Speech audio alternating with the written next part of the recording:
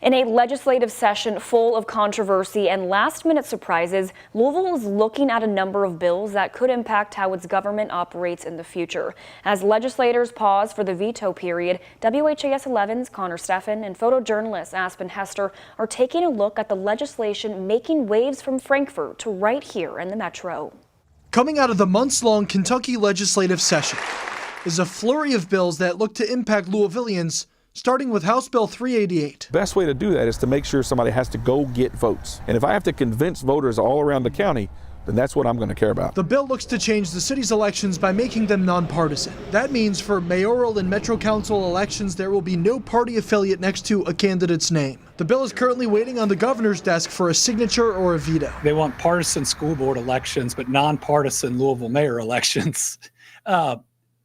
These are partisan bills and attacks on the autonomy of the city of Louisville and its ability to govern itself the same way that any other city or county does. There's also House Bill 18, which would block Louisville from enforcing their own housing ordinances that ban discrimination based on a source of income. The government was so behind the Section 8 people, and that the Section 8 people were just taking advantage of the fact they didn't have to do anything. Louisville has this kind of local law to prevent landlords from rejecting tenants solely because they rely on federal housing assistance, including Section 8. Governor Andy Beshear vetoed it at the start of March before the General Assembly overrode the veto. The Senate also passing a resolution to create a task force to examine the possibility of splitting up JCPS as a decision on a transportation plan looms for the board. We'll be considering their decisions and just look at a broad scope of things as we go through and forward with this task force. The committee will be made up of lawmakers, educators, and members of the public to evaluate how the school district manages itself. And the idea that the state legislature, anytime they disagree with Louisville, can take a vote, and a whole bunch of people that live outside of Louisville